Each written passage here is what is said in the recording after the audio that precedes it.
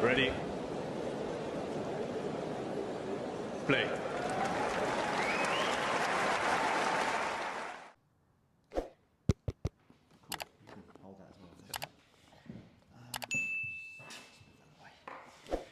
Okay, Jan, first of all, how was that today? I mean, it was quite a battle in the second set, right?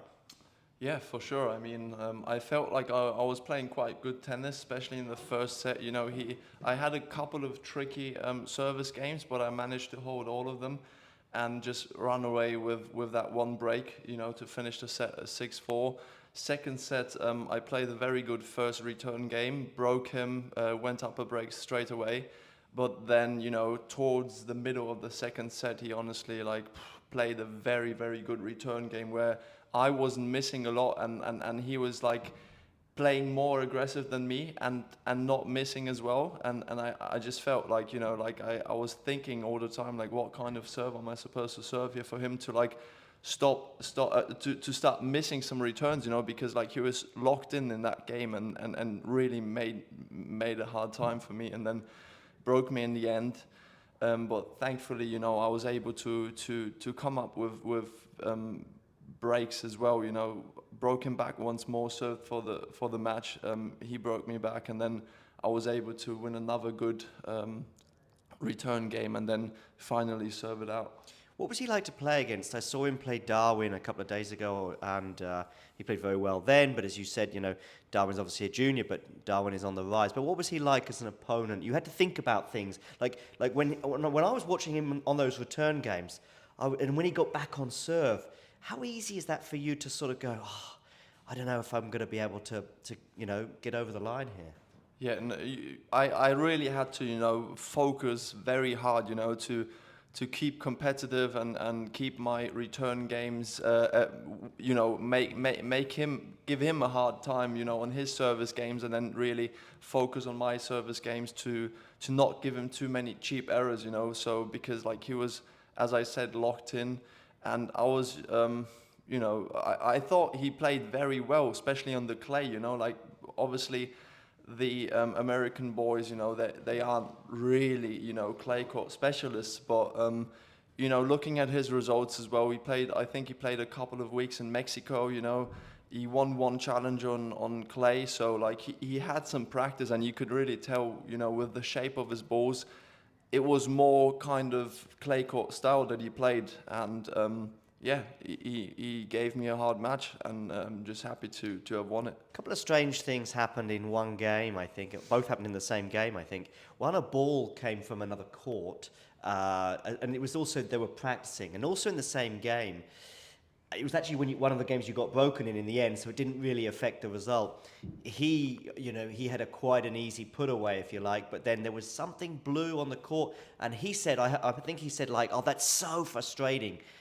How is it for you when you think, oh, I got away with one there? I mean, how does that feel? I mean, that, you know, it's Challenger I'd lie tennis. if it's not a good feeling, you know, when he's got like an easy ball, you know, he's set up to really, you know, hammer one in, and then like suddenly the ball comes in, and we have to replay the point. So like, good for me, you know, but like it happens both ways. So just, you know, try to stay focused and then just play the point again. Can you remember in your career anything strange happening? A cat running onto the court, or a particularly strange we've seen music on the court sometimes in other tournaments. That happens quite often, you know, like when you're like, oh, or sometimes, you know, just a loud phone call or something. But really strange thing that happened, I'd have to think.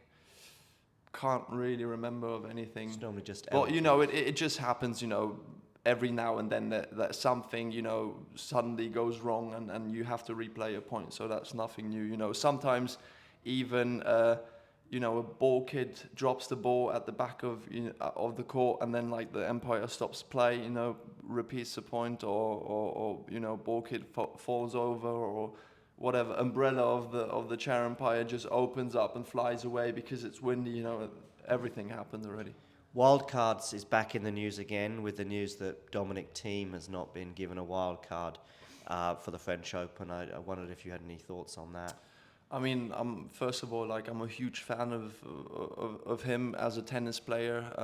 You know, I think he had an absolutely amazing career, and the way that he plays, I really like. You know, and I try to imitate that as well. You know, especially that forehand's just unbelievable. But I can understand. I can understand the French Federation not giving him a wild card. You know, because there are some points of saying, you know, like if the player announces his retirement, you know, and he's going to stop by the end of the season, you know, giving him a wild card, you know, depending on his results in the past and his wrist, which have not been as great, you know, people start talking about, is it the right decision? Isn't it the right decision? I think it's better for them, you know, to give the wild cards to their juniors because they're also working very hard, or their players. And you know, everyone who works hard deserves to play in a main draw of a Grand Slam. One more, Jan. I saw you play in Estoril about 3 or 4 weeks ago, and I saw you play João Fonseca. You won that match, so that was good. What was it like to play him? What was his ball like? What was he like as an opponent? I mean, obviously, it's never easy, you know, to play someone who's so hyped, who had amazing results in juniors. You know, he's fresh. You know, he's just about, you know, he just came on tour, and you can see that he's very motivated. You know, he's got a good team around him, and he just wants to improve and get to the top of the game pretty fast. So playing him wasn't an easy thing, but I mean, I was confident in what I can play, and just wanted to go out there on court and play my best tennis, and it worked for me. And his game obviously is very, very strong. Like, he's got absolutely bombs with his forehand. He serves well, you know, he moves quite well. You know, it's tricky when he's like locked in and playing his best, and then he really, really puts some pressure on you. Thank you, Jan. Thanks. Cheers.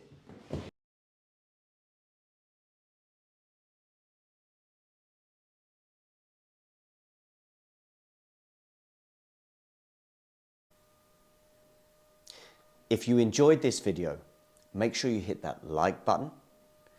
Don't forget to subscribe and click that notification bell so you don't miss out on all things tennis.